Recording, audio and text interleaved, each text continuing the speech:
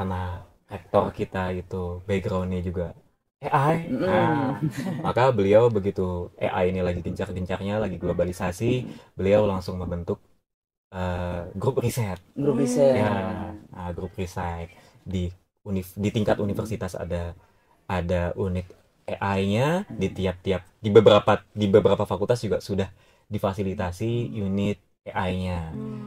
Termasuk kalau misalkan di Fakultas Teknologi Pertanian, ya tempat saya in charge di situ ada Bio AI. Nah, itu udah kami 3 tahun terakhir ini sudah tidak ada yang namanya perpeloncoan, istilahnya begitu ya. Ya, jadi tujuan PKKMB adalah kita memberikan informasi seperti apa sih. Ini kan yang masuk ke UB itu kan berbagai macam daerah dengan lingkungan yang berbeda. Di situ kita beri informasi bagaimana kita melakukan kegiatan di pendidikan tinggi seperti apa.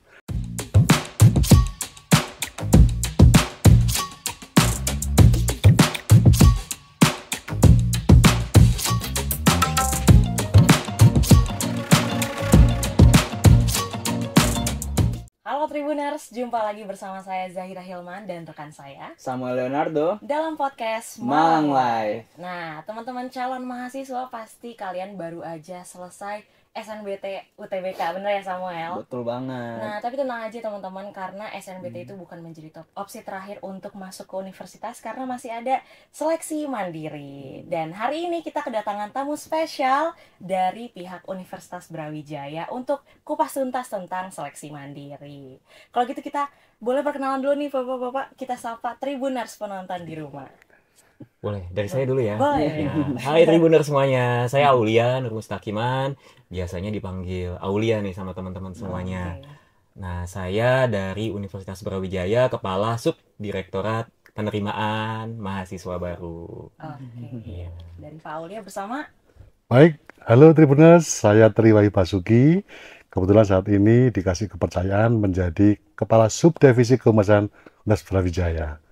Oke, terima kasih banyak ya Pak sudah bersedia Siap. untuk datang di sini. Oke. Nah, belakangan ini Pak, kita kan udah banyak melihat di berbagai macam media nih Pak, penerimaan mahasiswa baru Universitas Brawijaya. Nah, menurut laman resmi sama UB Pak, itu ada 4 jalur ya Pak, yang untuk penerimaan mahasiswa baru ini di tahun 2025. Betul. Ya, Oke, boleh dulu. Pak, boleh Pak, Ya, boleh Pak. Oke. Jadi nanti mulai tanggal 12 Mei, ya, itu akan ada 4 jalur penerimaan. Nah, itu didahului oleh 2 jalur dulu. Dua jalur dulu. Jalur prestasi dan jalur rapot Oh. yang hadir bersamaan, yang dibuka bersamaan. Nah, buat adik-adik yang yakin nih prestasinya banyak waktu SMA, pilihnya jalur prestasi. Prestasi. Ya, tapi kalau yakin semester 1, 2, 3 nilainya bagus-bagus, pilihnya jalur rapot. Rapot. Kalau yakin dua-duanya gimana? Ini gampang, tinggal ikut dua-duanya. Oh, jadi boleh ya? Boleh ikut Dua-duanya.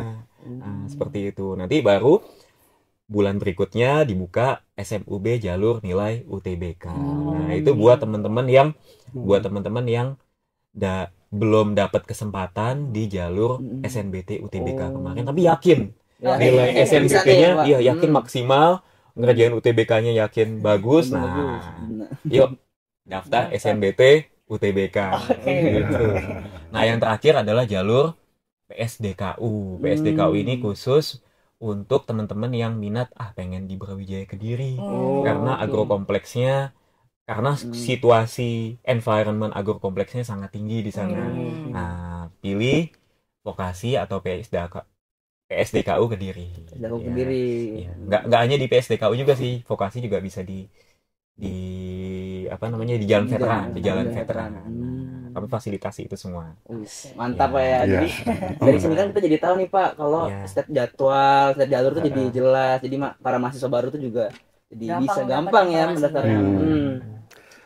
Nah, lalu untuk sejauh ini Pak, itu persiapannya gimana tuh Pak? Oke. Mungkin saya menambahkan yang tadi pertama itu. Yang pertama bahwa ada dua skema yang kita lakukan. Yang pertama ada skema nasional.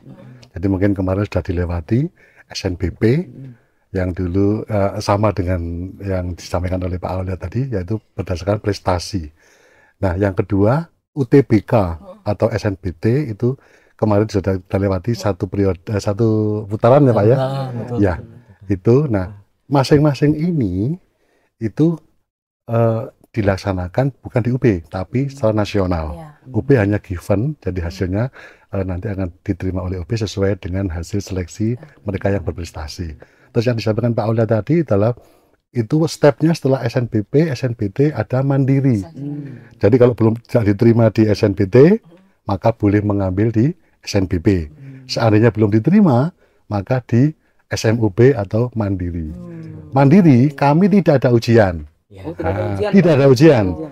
Jadi dimanapun seluruh Indonesia, bahkan di seluruh dunia, itu bisa langsung memasukkan data sesuai dengan kebutuhan yang akan nanti kita sampaikan di laman untuk pendaftaran. Jadi untuk SNBP itu nanti kalau di SNUB ya, itu kita tinggal menyerahkan saja kira-kira apa saja prestasi-prestasi yang bisa dimasukkan. Nah, Dikumpulkan dulu ya, Pak. Gitu. betul. Enaknya kalau di SMUB itu kan saingannya nggak terlalu banyak. Jadi hanya yang mendaftar di UB saja. Tapi kalau di SNBP beda lagi, kan satu Indonesia lah seperti itu. Nah, di seleksi raport istilahnya di SMUB itu memang ada beberapa poin-poin khusus. Yang pertama itu ada poin-poin untuk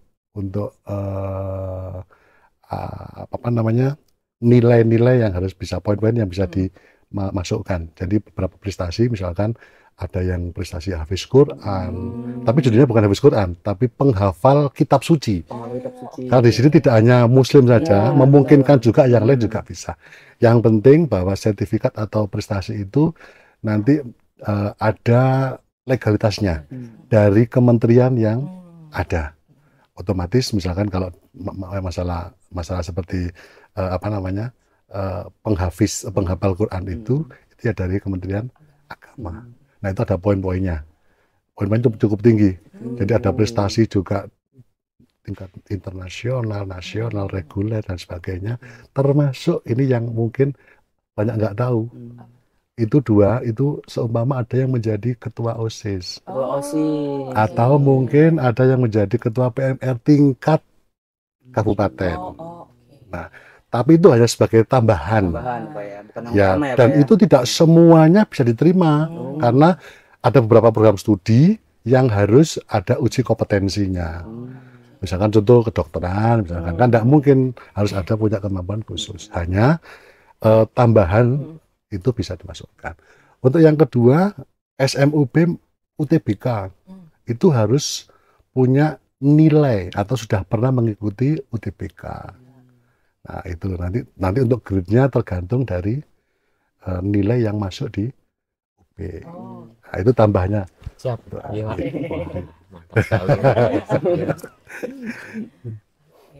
Berarti kalau untuk proses penerimaannya itu kayak gimana Pak? Apakah ada syarat-syarat lebih detailnya gitu? Oke, baik. Untuk persyaratan lebih detailnya itu adik-adik semuanya, mas-mas Tribuners bisa cek di Selma UB ACID. Tapi kisi-kisinya ya. Tadi contoh SMUB jalur raport berarti pastikan bahwa raport semester 1, semester 2, semester 3, 4-nya itu sudah dilegalisir dan terupload dengan sempurna. Nah, yang kedua tadi SMUB jalur prestasi, pastikan bahwa prestasi yang adik-adik Tribuners upload itu terlegalisasi oleh lembaga yang resmi. Contoh sekarang kan Olimpiade Sains itu kan ada banyak. Nah, ada beberapa lembaga penyelenggara yang tidak resmi, ya, yang tidak masuk dalam, saya lupa nama website nasionalnya apa. Nah, pastikan bahwa sertifikat adik-adik diselenggarakan oleh penyelenggara resmi dan diakui oleh negara. Nah, yang ketiga, SMUB UTBK, pastikan bahwa adik-adik ikut UTBK. Yang nggak ikut UTBK nggak bisa. Seperti itu. Kalau yang vokasi sepertinya sama ya dengan raport dan prestasi. Tapi ini khusus untuk yang D3 maupun D4 dan jurusan-jurusan yang ada di Kediri seperti itu. Nah, Catat baik-baik ya. iya harus dicatat baik-baik itu. Baik-baik. Jangan sampai ketinggalan lah ya. Betul. Sebenarnya mas-mas mbak-mbak ada lagi jalur khusus lagi, Oh, apa itu, Mbak? yaitu jalur IUP. IUP. Betul, Pak. IUP. Oh, Ya. IUP. Apa sih kepanjangan IUP ini? Ah, Kepanjangannya International Undergraduate Program. Program. Nah, itu hampir semua kampus punya IUP-nya masing-masing.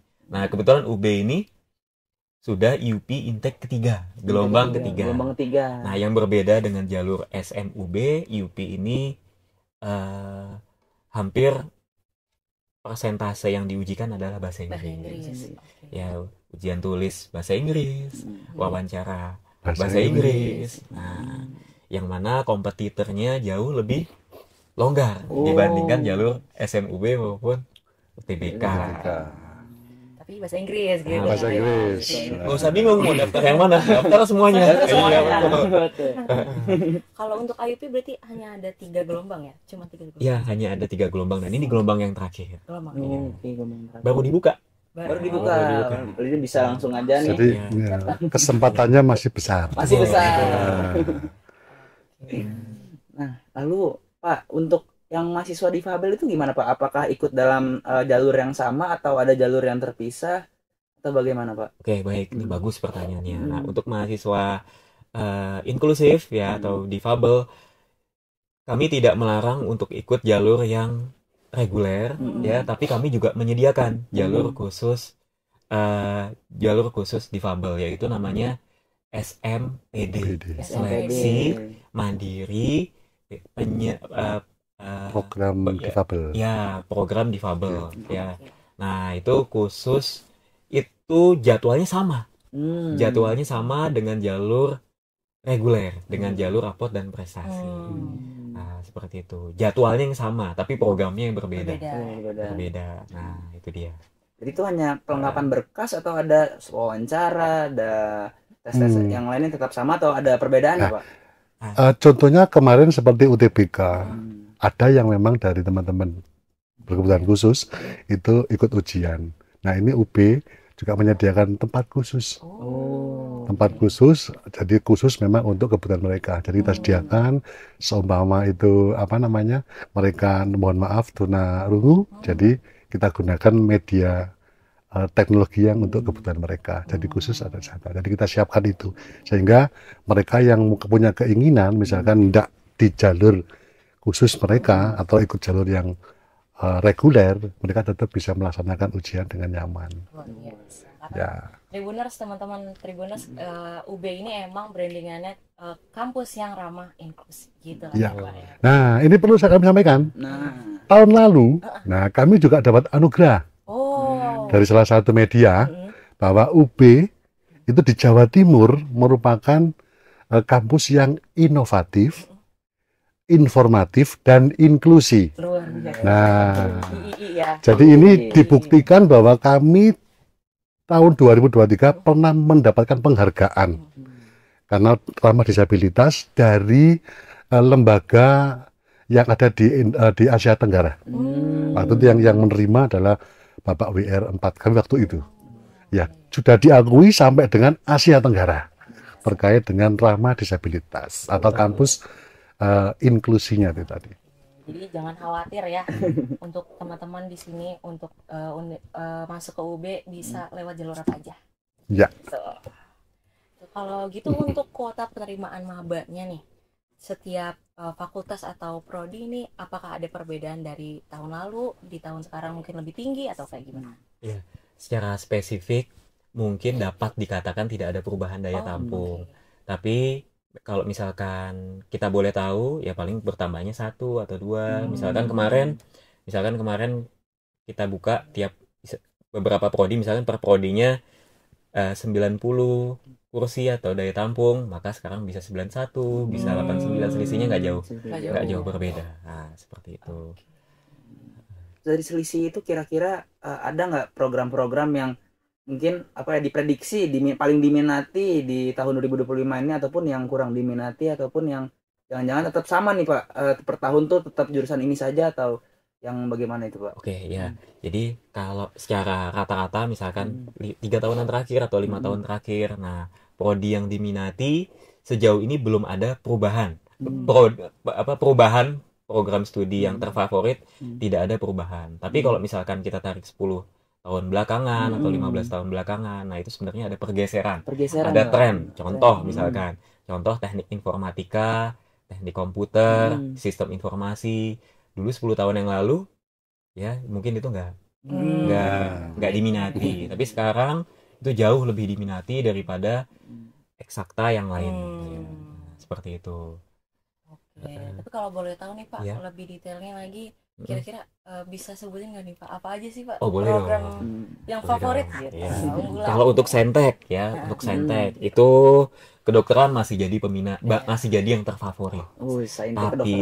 Tapi peminatnya semakin kesini ya mungkin berkurang 1%, 2%, 3%. Nah seperti itu. Nah selain ilmu kedokteran ada selain pendidikan kedokteran ada farmasi. Nah, farmasi trennya dari tahun ke tahun meningkat terus ya. Mungkin ada penambahan 100 peminat atau 200 peminat ya. Nah seperti itu. Itu juara 2-nya. Nah juara 3-nya ada teknik industri. Nah, teknik industri seperti itu. Itu yang Saintek. Nah, kalau untuk yang Soshum, sosial humaniora, hukum tetap yang pertama. Itu tidak tertandingi. Ya, di kampus manapun biasanya seperti itu. Nah, yang kedua biasanya ini tiap universitas punya keunikan masing-masing. Kalau di Universitas Brawijaya juara 2-nya Soshum adalah administrasi bisnis. Nah, mungkin nanti bisa ditambahkan oleh Pak Troyes. Dan administrasi bisnis ini belum tentu di kampus, di UGM punya, di UI juga punya, di ITB juga mungkin nggak ada, ya, mungkin nggak ada. Nah, ini keunikan. Biasanya juara 2, juara 3 ini tiap-tiap kampus punya keunikan sendiri. Seperti itu. Nah, juara 3-nya ada psikologi. Satu rumpun dengan ilmu komunikasi. Ilmu komunikasi juga sebenarnya masuk 10 besar yang diminati. 10 besar yang diminati. Di 5 besar, mohon maaf. 5 besar yang diminati. Kira-kira kenapa tuh Pak bisa begitu gitu urutannya? Apakah emang dari trennya dari dulu, atau memang lagi ada kebutuhan kerja, atau memang ada mungkin yang bisa dicermati gitu dari situ trennya itu? Mungkin Pak Troyes mau jawab dulu. Kalau kami sih lebih banyak itu ke tren sama gengsi sebenarnya. Iya, tapi yang bertahan misalkan tadi disampaikan kedokteran itu kebutuhan memang. Karena kalau kedokteran otomatis harus punya pengetahuan yang berbeda. Karena ini urusannya dengan kesehatan atau nyawa mungkin ya. Ya kalau yang Soshum memang dari tahun ke tahun dimanapun Fakultas Hukum menjadi pilihan utama. Karena di sana itu kalau mau bekerja di lulusnya itu bisa kemana-mana. Bisa jadi pengacara, mungkin advokat dan sebagainya. Bahkan sekarang trennya itu kan menjadi legislatif mungkin Pak. Nyari kursi. Ya. Terus yang kedua, yang selalu stabil tetapi juga tinggi di samping tadi disampaikan oleh Pak Aulia itu adalah akuntansi. Ya, karena akuntansi ini bisa ke mana-mana. Untuk yang Soshum ya, bisa larinya ke Kementerian Keuangan, perpajakan macam-macam, itu bisa fleksibel ke sana. Dan dari tahun ke tahun bertahan. Jadi kalau di Soshum itu akuntansi hampir sama dengan yang di ilmu farmasi. Kalau yang Fakultas Hukum sama dengan yang di kedokteran. Itu. Tadi kita udah bahas yang favorit. Ya. Kan ada yang kurang diminati nih. Ya. Kalau dari Brawijaya sendiri ada nggak sih beberapa program studi yang mungkin lewat ini mau dicoba digencarkan lagi yang kurang diminati? Kalau kami istilahnya bukan kurang diminati, tetapi pendaftarnya itu tidak terlalu banyak. Jadi misalkan kuotanya katakanlah 200, tetap yang mendaftar 300. Jadi ada tidak sampai kosong. Selisih kuotanya itu ada ya Pak ya? Ada. Dan masih tetap ada yang belum bisa masuk ke UB. Cuman keketatannya lebih longgar. Nah itu. Nah kami kalau dari sisi humas kita ada humas untuk penerimaan nasional. Jadi kita tergabung dengan 70 PTN se-Indonesia. Nah, di sana ada wadah untuk mempromosikan kira-kira yang tadi dikatakan prodi yang masih kurang peminatnya, tapi sudah mencukupi itu. Itu kami ada pembuatan video, namanya video ekspedisi program studi. Oh, oke. Nah, itu dikasih dan itu ada tak rewardnya dari sana, sehingga itu kesempatan kami untuk bisa mempromosikan dalam bentuk visual. Oh, Jadi, kalau yang lain-lain mungkin ada beberapa kegiatan yang dilakukan akademik, ada kan kita juga tergabung dengan beberapa perkumpulan seperti apa namanya Pak, MG. Jadi kita ada paguyuban guru-guru BK, SMA, SMK atau sederajat seprovinsi. Nah, itu biasanya ada perkumpulan itu. Nah, kita manfaatkan itu. Mereka kan setelah bergilir per kabupaten itu ada kegiatan edu fair. Oh iya. Nah, itu kita sampaikan. Itu sosialisasinya berarti ya. Betul, kita sampaikan. Walaupun kita menyadari bahwa UP termasuk favorit. Iya. Jadi makanya bukan sok apa ya. Tapi kalau dikatakan diminati, itu memang bukan tidak ada diminati, tapi jumlahnya itu kita nolaknya itu nggak banyak. Ya, lebih longgar. Betul. Oke. Tapi itu menjadi salah satu strategi untuk menggait mahasiswa juga kan ya, Pak, calon mahasiswa. Ya. Dari itu kan pasti Brawijaya juga punya program beasiswa. Betul. Nah, beasiswa apa aja sih Pak yang ditawarkan oleh Brawijaya? Sebenarnya sama dengan perguruan tinggi negeri yang lain. Kita juga ada kerjasama dengan kementerian, ada beberapa perusahaan nasional internasional, BUMN itu ada. Tapi yang menarik adalah UB itu ada yang namanya SIBAKU, sistem bantuan keuangan. Di samping mereka juga bisa memberikan bantuan keuangan dalam bentuk UKT, tapi juga di situ ada misalkan begini, ada anak yang dari SMA itu sudah dapat beasiswa dari perusahaan orang tuanya, atau mungkin tercatat sebagai KIP SMA atau daerah, itu kita bisa langsung otomatis dengan menggunakan program SIBAKU itu, tentang keuangan. Nah, ini otomatis mahasiswa itu sudah tidak sanggup lagi, tinggal nanti. Nah, dan kami yang paling menjadi kebanggaan tidak hanya beasiswa yang sifatnya program nasional, program kementerian, tapi kami juga ada namanya dana abadi. Dana abadi. Iya, itu adalah kepedulian alumni kepada sivitas akademika. Tapi kalau dana abadi itu tidak hanya S1, ada S1, S2, S3, yang mungkin profesi. Nah, itu juga kita berikan bantuan. Nah, itu untuk sementara ini memang lebih banyak ke S2, S3. Untuk keperluan ya penelitian dan sebagainya. Nah, kalau boleh menyampaikan nominalnya saat ini dana abadi itu sudah ada hampir sekitar 54 miliar. 54 miliar. Ya, jadi kita ada beberapa event pertemuan alumni, itu ya lumayan. Karena saat ini mohon maaf alumni kita di UB itu menduduki posisi-posisi strategis baik nasional maupun ini menjadi nilai plus kami di samping untuk membantu bagaimana teman-teman itu mendapatkan beasiswa, juga paling tidak ada pertanyaan yang paling sering, kalau kami kuliah di UB nanti kerjanya jadi apa? Padahal bahwa komitmen UB adalah tidak menciptakan lulusannya untuk mencari pekerjaan, tapi menciptakan pekerjaan. Tapi ini kan mesti ada, karena mohon maaf ada yang mungkin tidak prestasi dan sebagainya. Itu kita kasih wadah melalui alumni itu. Dengan adanya alumni yang berada di posisi tertentu, itu memungkinkan alumni yang lain akan ditarik. Karena lebih enak komunikasi dengan sesama alumni daripada dengan yang lain kan begitu. Ya, itu mungkin yang beasiswanya. Tapi kendalanya adalah saat ini beasiswa itu jarang sekali mahasiswa mengambil. Kenapa itu Pak? Mereka mungkin enggan atau mungkin wah kalau mohon maaf ya, ini yang bukan yang bidik misi ya. Kalau mereka dapat beasiswa itu dianggap kurang mampu soal ekonomi. Nah itu. Jadi kami mulai tahun 2021 itu ada anggaran sampai 281 miliar. Itu keserapnya cukup sulit. Bahkan dulu waktu kami ada di kemahasiswaan, misalkan kita punya kuota targetnya ya 20 mahasiswa nyari 2 orang saja itu kayak kita ngemis. Ada stigma di kalangan mahasiswa. Iya kan ya? betul. Nah akhirnya itu ketika kita ketemu dengan mahasiswa dan sebagainya, kita sampaikan bahwa beasiswa itu bukan untuk yang kurang mampu saja, tetapi itu apresiasi. Nah mungkin saat ini misalkan yang mampu, yang punya uang banyak, dengan beasiswa itu lumayan. Uang yang lain bisa dipakai untuk mungkin kursus bahasa Inggris, kursus kemampuan-kemampuan yang membutuhkan biaya banyak. Nah, dan ini mungkin kami pengen menyampaikan bahwa di UB lah tempatnya untuk seperti itu. Nah, jadi bahasanya kalau pernah lihat acaranya Gus Idam, bahwa kalau kita pengen sukses, carilah tempat yang pas. Nah, di mana tempatnya?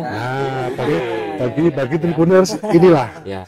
di UB itu pas, gitu kan. Memang kita masuknya dengan jalur prestasi, tapi di situ ada pembentukan karakter yang sudah kita siapkan, standar internasional dengan akreditasi unggulnya itu. Pak Trois, kita langsung arahkan Tribuners. Jadi kalau mau cari tempat yang pas, di mana Pak Trois tadi? Universitas Brawijaya. Betul sekali, ya. Tapi ya tadi persiapannya memang harus sip.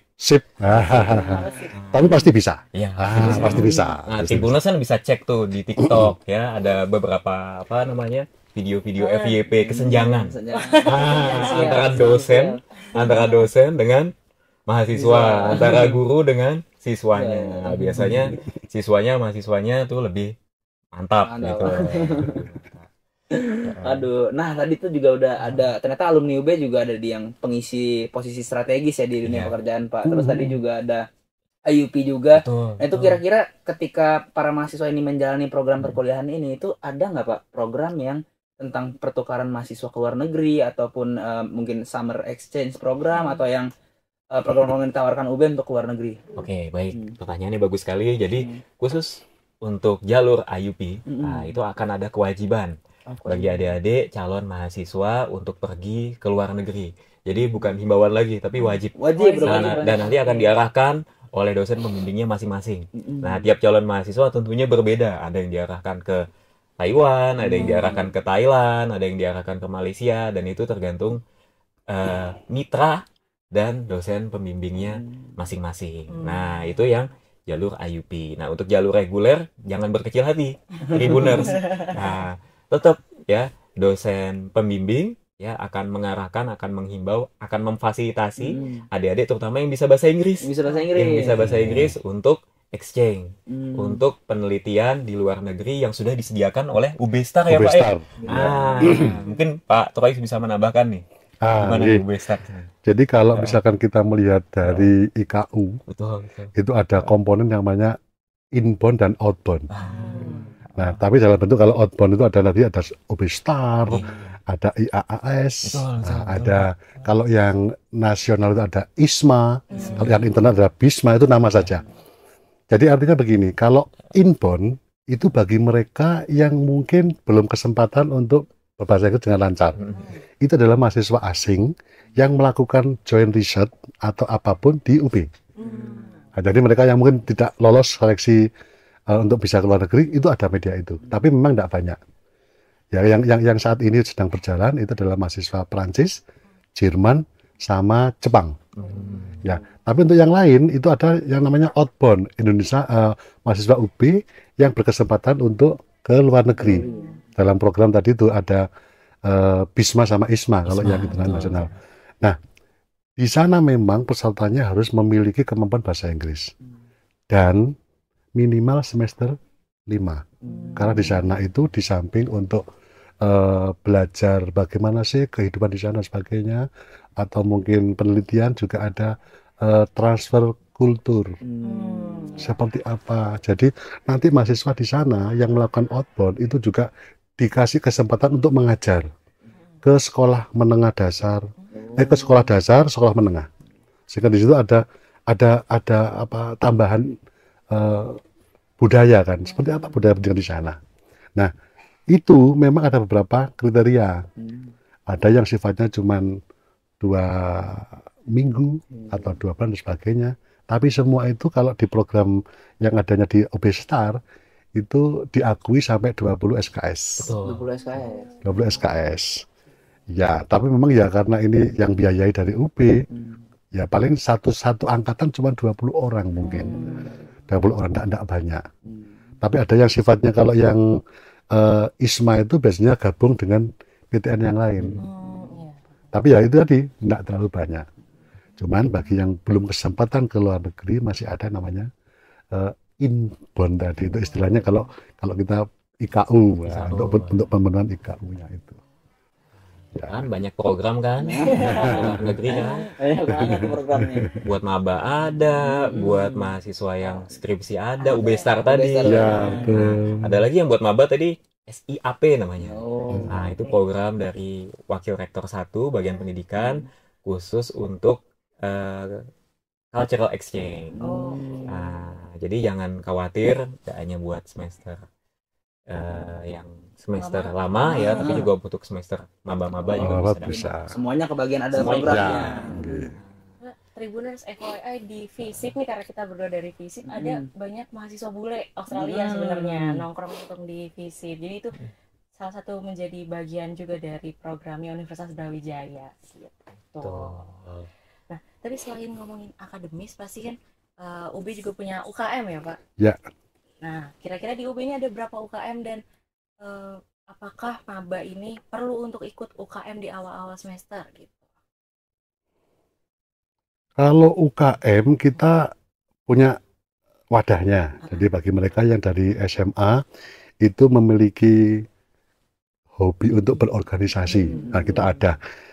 Kalau dari bidang-bidangnya itu ada bidang penalaran, bidang seni, bidang minat, bidang olahraga, dan bidang religi. Nah, kita lengkap di sana. Poin utamanya adalah dari semua bidang unit kegiatan mahasiswa itu kita punya prestasi yang luar biasa, nasional dan internasional. Nah, itu yang menjadi titik utamanya. Jadi bagi nanti teman-teman Tribuners yang memang dari SMA itu punya kesenangan berorganisasi, UB mewadahi itu semua. Jadi ada banyak hal yang bisa dieksplor untuk mengembangkan pengetahuan non akademiknya. Ya. Di support semua berarti ya. Betul. Ya. Semua. Nah, terus selain yang tadi itu dari akademis, non akademis, nah sekarang tuh juga lagi ini Pak, banyak diperbincangkan mengenai AI Pak.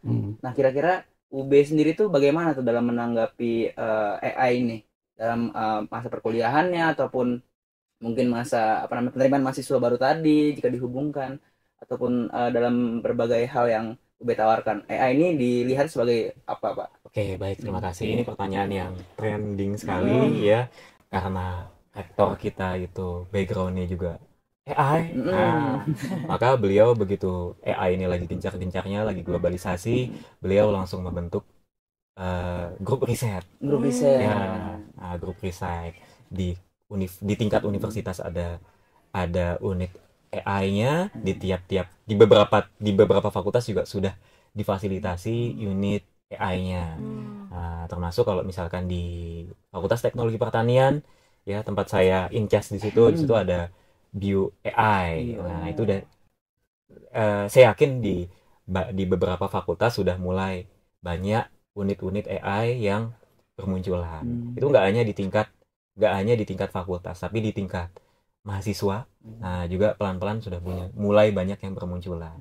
Nah, nggak hanya itu juga di roadmap penelitian Universitas Brawijaya juga mulai dosen-dosen maupun mahasiswa mulai dimotivasi, mulai diarahkan untuk meneliti, untuk mengembangkan riset, skripsi, tesis, dan lain-lain yang mengacu pada AI. Nggak hanya itu, pelatihan-pelatihan juga sudah mulai digalakan ya di Universitas Brawijaya. Universitas Brawijaya punya pelatihan kayak X gitu Mas. Nah, ya Tribuners bisa cek di UBX ACID, UBX ACID. Siapapun bisa mendaftar di situ. Ada di situ ada pelatihan AI, ada pelatihan macam-macam. Ada pelatihan tentang lingkungan hidup, ada pelatihan tentang program dan lain-lain. ubx.ac.id. Paket lengkap ya pokoknya ya, paket lengkap. Jadi UB ini nggak melihat AI sebagai ancaman, tapi kita Betul. genggam bersama Betul. untuk Iya, terus betul. maju berarti. Jadi adanya kesuksesan Pak Rektor yang disampaikan oleh Pak tadi bahwa kita juga ada kerjasama, kita punya superkomputer Yes, tepat kerjasama sekali. dengan Nvidia. Oh. Jadi kita di rektorat itu ada AI Center. Kebetulan di sana dari teman-teman DTI yang menangani itu, tapi itu untuk semua kebutuhan dari fakultas-fakultas. Jadi ada salah satu superkomputer. Dan yang paling menarik adalah terkait dengan keterlibatan mahasiswa. Kita juga sampai untuk rekonstruksi kurikulum, ya kurikulum yang sekiranya juga bisa menambah wawasan terkait dengan AI. Bahkan mungkin ada beberapa program studi yang muncul itu juga pengembangan dari adanya AI ini. Kita tidak membatasi karena itu adalah sebuah transformasi teknologi, harus diikuti, tetapi yang jelas bahwa ini adalah harus kita sikapi secara intelektual kan begitu. Ya. Mungkin ada dua prodi yang mengandung AI itu baru belum ya? Oh iya, Bioinformatika. Bioinformatika satu sama peternakan cerdas. Oh. Nah, di tahun ini ada. Tahun ini. Ya, betul. Itu mau pecah telur. tahun ini sudah Udah kita ada. tawarkan baik yang nasional maupun yang Yang internasional. yang SMUB. SMUB ya. Ya.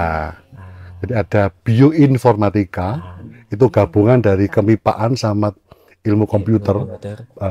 Terus kalau yang itu juga sama, peternakan cerdas ya Pak ya? Peternakan cerdas. Ya. Makanya pastikan Tribuners nanti memasukkan pilihan itu apa tadi bioinformatika sama peternakan cerdas menjadi pilihan SMUB. Karena kita juga tahu, masyarakat juga tahu UB ini kan kampus bergengsi ya Pak di Indonesia. Nah, kalau dari pihak universitas sendiri gimana caranya memberikan bekal kepada mahasiswa nanti saat sudah lulus siap bersaing di dunia luar gitu. Oke. Yang jelas kalau kurikulum kita sudah kurikulum yang mengikuti perkembangan kebutuhan. Jadi seperti data science itu juga permintaan dari Dikti supaya UB juga punya peran di sana. Terus terkait dengan banyak hal sih. Kita juga banyak ada kerjasama dengan pihak-pihak luar. Ya di sini biasanya kalau mahasiswa itu lulus ada pembimbingan melalui Direktorat Pengembangan Karir. Bagaimana kita mempersiapkan diri untuk menghadapi tantangan pekerjaan di luar. Mulai bagaimana kita membuat CV dan sebagainya. Itu kita ada pembimbingan seperti itu sehingga mahasiswa nanti ketika sudah lulus siap bekerja itu mereka bisa bersaing dengan kemampuan dan kualitas yang di atas yang lain gitu. Mungkin dari Pak. Oke, ya. Jadi setiap universitas kampus ya itu punya keunikan masing-masing. Salah satunya Brawijaya dengan keunikan World Class Entrepreneurship. Nah, itu core-nya Brawijaya. Dan sejak semester 1, core itu sudah mulai dihilirisasi di kurikulum mahasiswa. Nah, harapannya ketika mahasiswa itu bisa lulus ya. Nah, mahasiswa itu mempunyai soft skill ya yang gak hanya diterima oleh perusahaan tapi juga bisa mencetak usaha-usaha baru atau bisnis baru di pasar. Nah, seperti itu. Ya, sehingga tidak kalah dengan PTN lainnya yang bergengsi. Nah, seperti itu. Berarti disupport terus lah pokoknya ini ya semua. Gaspol. Nah, lalu udah makin dekat tadi Intek Ayib juga udah mau yang ketiga ini Pak ya. Terus juga yang minggu lalu kalau nggak salah terakhir SNBT ya Pak. Penerimaan. Nah, itu kira-kira untuk PKKMB-nya nih nanti nih pas masa pengenalan kampusnya itu udah ada jadwal belum Pak? Kira-kira kapan tuh diadakan itunya? Oke, baik. Jadi untuk PK2 Maba atau PKKMB pengenalan kehidupan kampus mahasiswa baru ini akan kami laksanakan di awal hingga pertengahan bulan Agustus. Hingga 15 atau 17 Agustus. Jadi sebelum Agustus itu semua jalur masuk ya penerimaan mahasiswa baru itu akan ditutup. Nah, jadi itu kuncinya buat Tribuners semuanya. Pastikan di Mei, Juni ya daftar semua jalur masuk ya Pak Ya, Tois ya. yang masih ada ini. Yang masih ada. Gak usah pilih-pilih ya Pak Tois ya.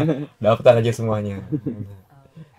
Kalau Seperti konsep itu. dari PKKMB tahun ini apakah masih sama seperti tahun 2024 atau ada gebrakan baru dari UB ini, Pak? Nah, pastinya akan ada sebuah gebrakan baru yang itu masih kami rahasiakan. Masih kami secret ya, Pak? rahasiakan. Masih Iya, secret. masih secret. Daftar dulu aja. Daftar dulu Nah, aja. gitu. Dulu aja. Kalau PKKMB memang lebih banyak itu yang menangani mahasiswa Oh, dalam bentuk ini Raja Brawijaya. Ya, tapi tetap bukan berarti mereka secara sendiri bukan, tapi tetap ada arahan dari pimpinan seperti apa. Iya. Nah, yang tidak kalah penting lagi nih Pak, tahun dari tahun kemarin, terus juga 2 tahun lalu, bahkan ketika pas masa COVID ya Pak, itu kan terkenal PKKMB itu dengan perundungan. Nah itu kira-kira gimana nih Pak UB untuk melihat perundungan dalam PKKMB dan apa yang sudah dipersiapkan UB ketika PKKMB nantinya? Oh, oke. Mungkin Pak Ya. Tois ya. Jadi sebelum mengarah ke sana, kami 3 tahun terakhir ini sudah tidak ada yang namanya perpeluncuran, istilahnya begitu ya. Ya, jadi tujuan PKKMB adalah kita memberikan informasi seperti apa sih. Ini kan yang masuk ke UB itu kan berbagai macam daerah dengan lingkungan yang berbeda. Di situ kita beri informasi bagaimana kita melakukan kegiatan di pendidikan tinggi seperti apa. Di situ juga ada kita munculkan beberapa inisiator inspirasi. Kita undang beberapa tokoh nasional, baik itu dari menteri. Kalau tahun ini moga-moga Bapak Presiden bisa hadir, karena tahun lalu sebenarnya beliau mau hadir, cuman karena mungkin padatnya itu belum memungkinkan. Beliau waktu itu menugaskan menterinya untuk bisa hadir. Calon menteri waktu itu masih belum dilantik ya, untuk bisa hadir di UB. Nah itu salah satunya adalah kita memberikan bahwa kalau sudah diterima di UB ada kebanggaan, ada rasa bahwa oh ya betul, pilihan saya adalah di UB. Nah terkait dengan itu kita sudah kasih, bukan pembatasan ya, kita kasih jadwal yang wajar lah, karena mungkin teman-teman tahu bahwa di Malang itu hawanya dingin. Kalau yang dari luar kota yang mungkin tidak sama dengan yang di Malang ini, adaptasinya juga butuh waktu. Kalau dimulainya lebih pagi, nah ini kayaknya kasihan gitu kan. Nah ini kita kasih jam yang normal, jadi setiap kegiatan itu di PKKMB kita mulainya itu jam 7 untuk pengkondisian dan berakhir jam 3 sore. Diharapkan sebelum jam 3:30 sudah keluar dari UB untuk istirahat, melanjutkan kegiatan PKKMB yang hari berikutnya. Kita tidak lama-lama, kita cuma ada 2 hari. Pertama itu informasi terkait akademik, kedua informasi terkait kemahasiswaan, termasuk dengan informasi UKM tadi. Nah di sini hubungannya dengan UKM kita ada open house. Oh iya. Nah satu wadah memang untuk komunikasi dengan sesama maba, tapi di sana ada rangkaian untuk memberikan informasi. Oh ada UKM apa saja sih di sana, sehingga mereka juga bisa datang dan sebagainya. Tapi kemasannya kemasan yang anak zaman sekarang, menarik dan sebagainya. Jadi nggak harus kayak pakai seragam yang seperti apa, enggak. Jadi santai, tapi apa yang dibutuhkan oleh calon mahasiswa baru, bukan calon ya, itu dapat. Iya. Dan itu enggak sampai malam-malam. Maksudnya ya kita mulai jam 7 selesai jam 3 sore. Jadi mereka bisa istirahat, saya tetap artinya bisa menerima informasi itu dengan fresh. Nah, mungkin untuk menambahkan tadi apa yang disampaikan Pak Tois, Pak Tri Basuki ini hits banget ya. Nah, untuk menambahkan Pak Rektor untuk menjamin bahwa kita ikut aktif terhadap upaya anti perundungan tiap-tiap fakultas ya, kita juga menyediakan ULT KSP, ya, Pak Tois ya. Ya, betul. Ya, unit layanan terpadu kekerasan seksual dan perundungan. Nah, itu hampir di tiap fakultas ada dan aktif. Ya, mahasiswa-mahasiswanya terutama mahasiswa baru. Ya, kalau ada kasus atau komplain persoalan pribadi. Nah, mereka nggak ragu-ragu buat lapor ULT KSP tadi. Seperti itu. Dan di UB juga kita punya ini ya Pak ya, unit pelayanan kesehatan, konsultasi buat kesehatan mental juga Ya. ya Pak ya. Ya itu tidak hanya buat dosen, buat mahasiswa, tapi semua stakeholder. Ya ada dosen, teknik juga, bisa konsultasi. Paket lengkap ya. Di UB paket lengkap. Nah ini memang tuntutan, tuntutan karena tadi itu ini sekedar informasi bahwa tahun lalu peminat di UB itu ada sekitar hampir 230.000 Pak ya. Betul Pak. Tapi yang diterima hanya 15.000. Nah ini kami otomatis memberikan suatu upaya supaya mereka juga menjadi ada kebanggaan terhadap UB, juga menjadi semangat bahwa UB lah tempat saya untuk menempa pendidikan tinggi. Itu. Gimana Tribuners, udah mendapatkan informasi yang cukup? Cukup dong. Cukup dong, maksudnya udah lengkap banget Iya, ya. udah lengkap, super lengkap ini Super malah ya. lengkap. Dan itu dia tadi pertanyaan terakhir untuk mengakhiri sesi podcast hari ini. Ya, berarti kita berpisah ya. Berpisah. Aduh, gimana nih Tribuners nih? Kalau ada informasi lebih lanjut bisa cek ke Selma UB ya Pak? Betul, Ya. sama UB, Ya. CID. Jadi mungkin karena kebetulan kami itu di Humas, ada 3 website yang bisa dilihat oleh semuanya Tribuners, bukan hanya calon mahasiswa. Yang pertama adalah kita punya website portal ub.ac.id, Nah, itu secara umum. ya. Kebijakan apapun di sana ada. Untuk berita-berita seputar apapun terkait dengan Tridharma Pendidikan di UB, baik kerjasama maupun yang lain, itu ada di prasetya.ub.ac.id. Sedangkan informasi terkait dengan penerimaan mahasiswa baru atau terkait dengan aktif mahasiswa itu ada di selma.ub.ac.id. Untuk penerima mahasiswa baru di Selma itu tidak hanya internal UB saja, tapi untuk pendaftaran nasional juga kita munculkan di sana informasinya. Yeah.